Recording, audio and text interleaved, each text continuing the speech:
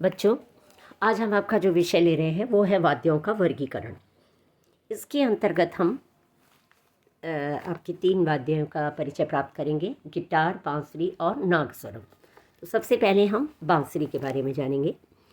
बांसुरी, जैसे कि आप जानते हैं कि ये एक सुशिर वाद्य है। वाद्यों की 4 श्रेणियां मानी गई हैं।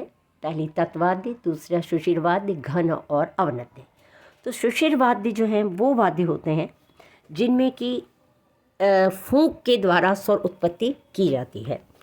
तो इसमें भी फूंक के द्वारा वाले वाद्यों में भी 2 प्रकार से होते हैं। एक तो उसकी में 2 श्रेणियां हैं। पहली श्रेणी है वह जिसमें कि हवा जो है वो श्वास द्वारा दी जाती है, और यानी उसमें तब वो स्वर उत्पत्ति होती है। और दूसरा जिसमें कि हवा धमनी जैसे कृत्रिम साधना के द्वारा दी जाती है।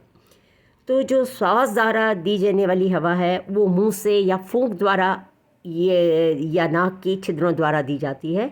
इसमें जैसे बांसुरी, सुंदरी, नागस्वरम, शहनाई, तार सहनाई, क्लैरिनेट, इस तरह के वाद्यों का इसमें प्रयोग होता है। दूसरी श्रेणी जो है जिसमें कृत्रिम साधन द्वारा हवा धमनी के द्वारा वो स्वर उत्पत्ति होती है, वो है जैसे हारमोनियम, पियानो, इस तरह के जिनको बजाने के लिए धमनी के माध्यम से हवा दी जाती है। बांसुरी जो है वो मुख्यतः उसके 3 भाग हमें देखने को मिलते हैं। पहला मुख नलिका यानी उसकी रीड, दूसरा नली, तीसरा नली में बने हुए छिद्र। मुख नलिका से जो हवा फूंकी जाती है उससे वो नलिका के रिक्त स्थानों में ध्वनि का कंपन होता है, और वह नलिका छिद्रों के माध्यम से संगीत की ध्वनि उत्पन्न कर देती है। बांसुरी की मधुरता जो है वो उसकी लंबाई, उसके नलिका का आकार, उसके छिद्रों की संख्या और उनकी परस्पर दूरी पर जो है निर्भर करती है। और मुख्यतः हम देखते हैं कि बांसुरी जो है इसको वेणु भी नाम दिया जाता है। तो ये बांस, लकड़ी, चंदन, लोहा, कांसे, पीतल आदि के द्वारा बनाई जाती है। बांस से बनी बंसी की ध्वनि जो है वो लकड़ी या धातु की बांसुरियों से अधिक गंभीर, मधुर और स्निग्ध होती है, और इसको तिरछे रखकर बजाते हैं। और इसके जो है स्वरों के छिद्र के ऊपर पृष्ठ भाग पर जो है समान अंतर से जो है वो छिद्र बनाए जाते हैं। ये आकार में लंबी और कुछ भारी होती है, और इसको बजाने के लिए फूंक भी अधिक देनी पड़ती है। इसकी अपेक्षा जो बाकी बांसुरी है वो आकार में हल्की और छोटी होती है, और बजाने में भी अधिक सुविधाजनक होती है। और बांसुरी छोटे होने के कारण उसके स्वर छिद्र ऊपर होते हैं और कुछ नीचे की ओर होते हैं, और इसकी ध्वनि बंसी की अपेक्षा कुछ तेज होती है। और पाश्चात्य देशों में हम देखते हैं कि बांसुरी जो है वो अलग अलग स्वरों के हिसाब से बनाई जाती है। इसके द्वारा बांसुरी का स्वर क्षेत्र और उसकी आवाज़ की जाति जो है निर्धारित होती है। और फूंकने तथा लाने और ले जाने की दृष्टि से मतलब ये देखा जाए, बांसुरी जो है वो इतना छोटा साज है कि कहीं से भी आराम से उसको कहीं पर भी कलाकार जो है आराम से ले जा सकता है। इसलिए सहज रूप से लोग इस वाद्य को बहुत पसंद करते हैं, और आवाज़ तो बांसुरी की बहुत मीठी होती ही है। बंसी में या बांसुरी में फूंकने के जो है अनेक भेद हमें प्राचीन ग्रंथकारों में मिलते हैं, पर इसमें 5 प्रमुख जो है वो माने गए हैं। जिसे कंपित यानी स्थाई आदि वर्ण, प्रसन्नादिक अलंकार तथा गमकों को बजाने के लिए उंगली को कपाते हुए वादन करने को कंपित कहा जाता है। दूसरा वलित, जब उंगली को टेढ़ी सीधी आगे पीछे कर छिद्रों को बंद करते हुए वादन करना जो है वलित कहलाता है। तीसरा है मुक्त, शुद्ध स्वरों के निमित्त छिद्र को संपूर्ण रूप से जब खोल के बजाया जाता है तो उसे मुक्त कहते हैं। इसी तरह चौथा है अर्धमुक्त, यानी विकृत स्वरों की उत्पत्ति के लिए आधा स्वर खोल तथा आधा बंद कर वादन करना अर्धमुक्त कहलाता है। और 5वां जो है निपीड़ित, यानी छिद्रों को पूर्ण रूप से बंद करने का वादन करना जो है वो उसको निपीड़ित कहा जाता है। बांसुरी की हमारी पुराने जो कलाकारों में, मूर्धन्य कलाकारों में रहे हैं, उसमें पंडित पन्नालाल घोष, देवेंद्र मुरुडेश्वर जी रहे हैं, और वर्तमान में पंडित रोनू मजूमदार जो हैं एक बांसुरी का एक बहुत ही जाना पहचाना जो है नाम है। अगला जो हम वाद्य ले रहे हैं वो है नागस्वरम। ये वाद्य जो है दाक्षिणात्य वाद्य है। यह दक्षिण भारत के देवालयों में उत्सव आदि, शादी, जुलूस आदि मांगलिक अवसरों पर इस राग को बजाया जाता है।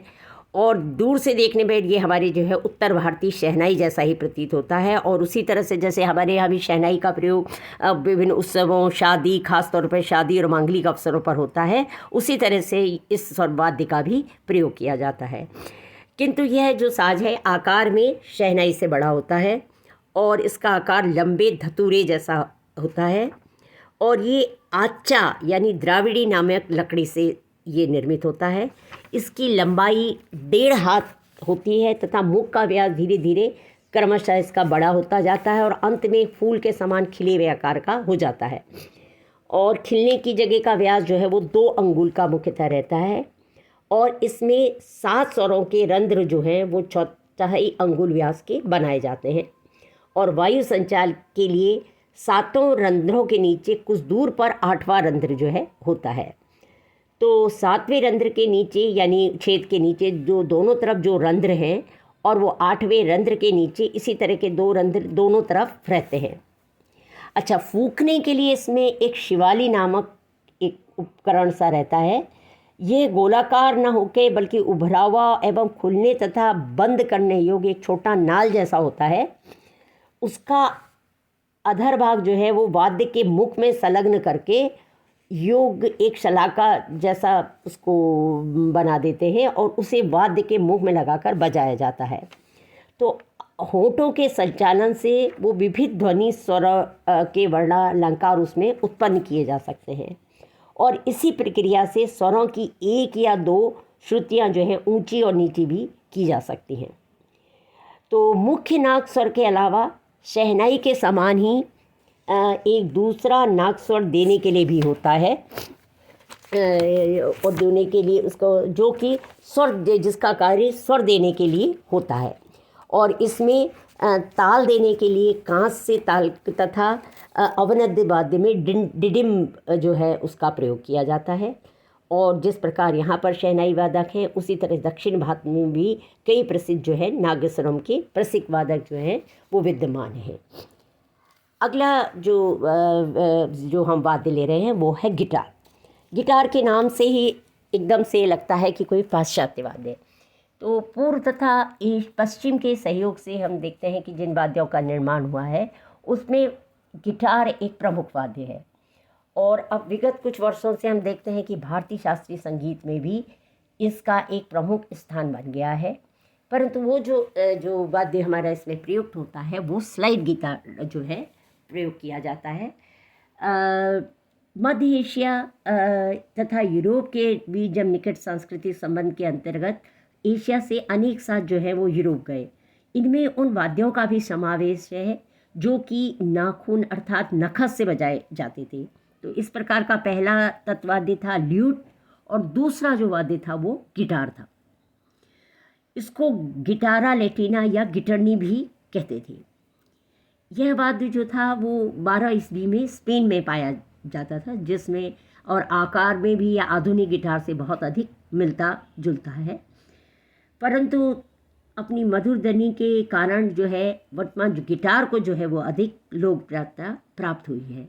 और जो प्राचीन इसमें होता था, इसमें धातु के तारों की जगह तांत लगाए जाते थे और उसमें पहले 5 तार लगाए जाते थे, बाद में 6 तारों को लगाने का प्रचलन हो गया था। बाद में आजकल जो हम हिंदुस्तानी संगीत पर उसमें देखते हैं उसमें जो है वो स्लाइड गिटार हम प्रयोग में देखते हैं कि वह है। इस पाश्चात्य को इसमें पीतल के तारों की जगह कांसे के तार और स्वर समर्थन के लिए उसमें चिकारी का जो प्रयोग किया, इसको पहली बार गिटार पर जो है भारतीय शास्त्रीय संगीत उस पर प्रस्तुत करने का स्टेज आता है जोधपुर के बहुत प्रसिद्ध निदान ब्रजभूषण लाल कावरा जी को, जिन्होंने कि इस तरह का प्रयोग किया और इसको एक बहुत अच्छे स्थान पर उसको पहुंचाया। और वर्तमान में हम ये भी देखते हैं कि आज जो है गिटार जैसे पश्चिमी वाद्य का उसको परिष्कृत रूप को मोहन वीणा का नाम दिया है और उसके प्रमुख जो वादक हैं वो ग्रैमी अवार्ड विजेता पंडित विश्व मोहन भट्ट, जो कि राजस्थान के ही हैं, उनको माना जाता है। और आज जो है वो उसको उन्होंने बहुत ही ऊंचाइयों तक इस साज को जो है पहुंचा दिया है। Thank you.